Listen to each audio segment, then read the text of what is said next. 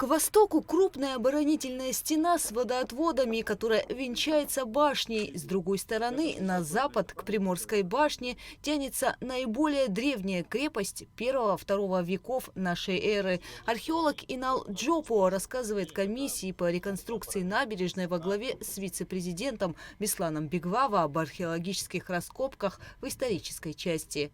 Крепость данная уникальна, конечно, она и перестраивалась, и пристраивалась к западному и к восточному укреплению. Обнаружено много артефактов.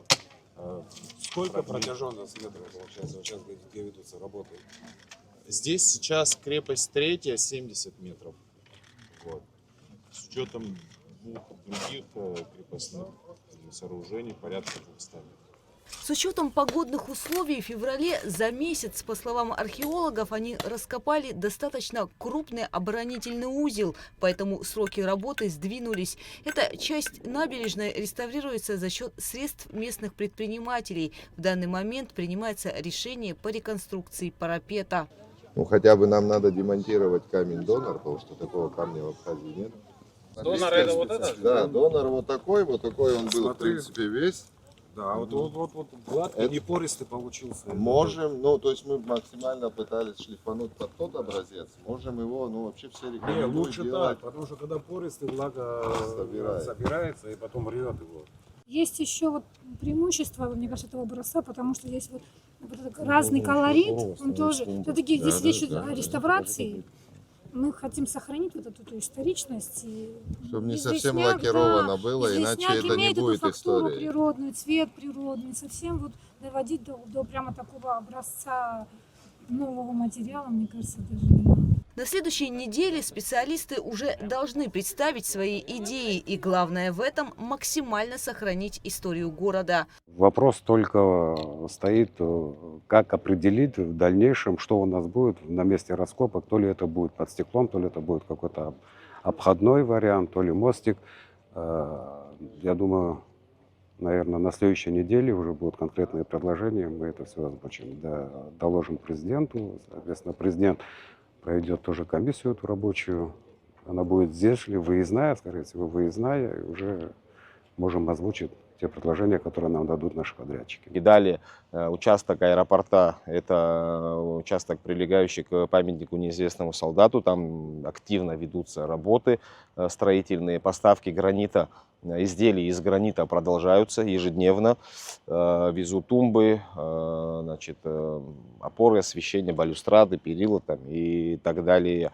Подрядчики из Татарстана уже прибыли.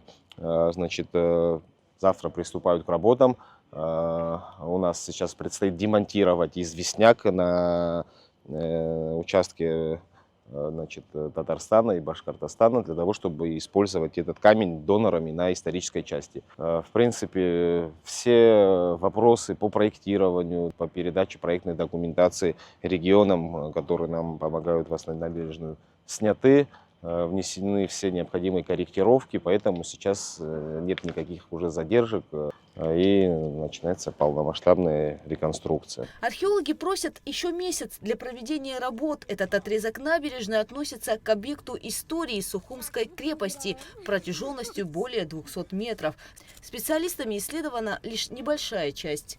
Применительно к этому объекту, для того, чтобы говорить о концепции, конечно, нужно еще какое-то количество работ провести здесь, раскопать основные археологические объекты для того, чтобы разработать некий проект.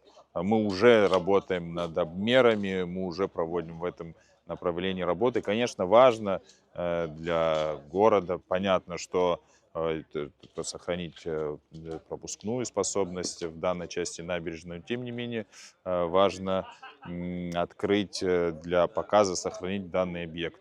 Такую идею разработаем с администрацией города и, в частности, в Народном собрании, в парламенте Республики Абхазия. Это обсуждалось, последующая работа, и есть большая поддержка со стороны Народного собрания, парламента.